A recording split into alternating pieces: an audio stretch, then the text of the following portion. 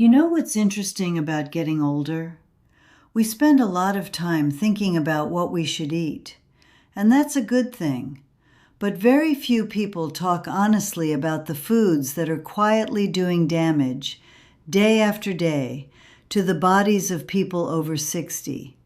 And I want to be clear right from the start, these aren't obscure foods. These aren't things most people would expect to be a problem. These are everyday foods, foods sitting in most American kitchens right now. Foods that are heavily advertised, comforting, familiar, and for people our age, genuinely harmful in ways that are well documented. Welcome to Eat Well, Age Well. I'm here to give you straight, honest information so you can make better choices for your health. No scare tactics, no fads, just the facts. Let's get into it. Food number 5, processed deli meats. If you're someone who grabs a turkey sandwich for lunch a few times a week, ham, salami, bologna, deli chicken, this one is for you. Processed meats are one of the most common foods in the American diet. They're convenient, they taste good, they're easy. But here's what decades of research have started to make very clear. A large study out of Harvard, tracking over 130,000 Americans for more than 40 years, found that people who ate processed red meat regularly were significantly more likely to develop dementia. Not a small signal. The Alzheimer's Association called it one of the most robust studies they had seen on the subject. And dementia is just part of it. Processed meats are consistently linked to higher risks of heart disease, type 2 diabetes, and certain cancers. The reason comes down to what's inside them: high sodium, nitrates used as preservatives, saturated fats, and additives that your body, especially over 60, handles less efficiently than it once did. The good news? You don't have to give up sandwiches. Swap deli meat for canned salmon, sliced turkey you've cooked yourself at home, or even a good egg salad. Same comfort, dramatically different impact on your health. Food number 4, sugary drinks. This might be the single most damaging item on this list, not because of what it contains, but because of how invisible the damage is. Sodas, sweet tea, fruit juices, yes, including orange juice, flavored coffee drinks, sports drinks. These are all sugar-sweetened beverages, and most people who drink them regularly don't think of them as a problem. After all, it's just something to drink. But here's the reality. A 2023 study from Northwestern University found that cutting your salt intake by just 1 teaspoon a day can lower blood pressure as effectively as a prescription medication. Sugary drinks work in the opposite direction. They spike blood sugar, raise inflammation, and contribute to high blood pressure over time, often without people realizing the connection. Researchers have also found that higher consumption of ultra-processed foods and sugar-sweetened beverages are squarely in that category, is linked to around a 50% higher risk of cardiovascular disease-related death. For people over 60, whose kidneys are less efficient, whose blood sugar regulation has slowed, and who are more likely to already be managing a heart condition, that daily glass of juice or afternoon soda matters far more than it did at 35. The swap here is simple: water with lemon, unsweetened iced tea, sparkling water, or green tea, which we talked about in our last video, and which actually fights inflammation while it hydrates you. Entirely different story. Food number 3, frozen meals and packaged convenience foods. This one is going to sting a little because frozen meals feel like a practical solution, especially for seniors living alone or managing on a fixed income. And honestly, the marketing doesn't help. Healthy choice, smart eating, lean. These labels are everywhere. But the truth is that most frozen meals, even the ones marketed as healthy, are loaded with sodium. And sodium is one of the most dangerous dietary issues, specifically for people over 60. Research from the University of Southern California found that older Americans consume, on average, over 10 times the recommended sodium for their age. 10 times. And one of the primary reasons is convenience foods and packaged meals. Why does that matter so much after 60?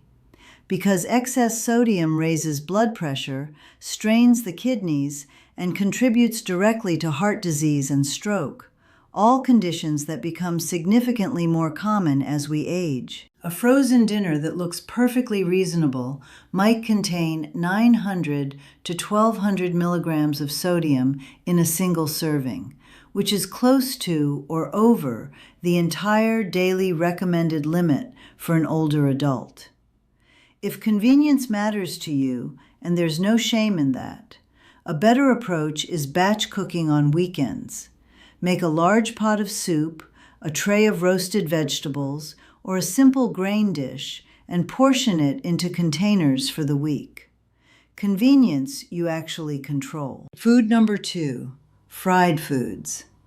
Fried chicken, French fries, donuts, fried fish, onion rings. Most people already know these aren't health foods. But what they often don't know is why they're especially harmful after 60. And the answer goes deeper than calories. The issue with fried foods isn't just the fat. It's a specific kind of fat called trans fat, created when vegetable oils are heated to high temperatures repeatedly. Trans fats are directly associated with systemic inflammation, which we talked about last week, and with coronary heart disease. There's also what researchers call the problem of energy density without nutritional value. As we get older, our metabolism naturally slows. Our bodies need fewer total calories, but the same or higher levels of vitamins, minerals, and protein. Fried foods flip that completely. They deliver a very high number of calories with very little nutritional return. You fill up, but you don't nourish. The occasional piece of fried chicken at a family gathering isn't going to hurt you. Life is for living. But if fried foods are a regular part of your weekly diet, your heart, your joints, and your blood vessels are carrying a burden they didn't sign up for. Baking, air frying, and broiling give you a similar texture and satisfaction with a fraction of the impact. Food number 1, white bread, white rice, and refined carbohydrates. This is number 1, and it's the one that surprises people the most.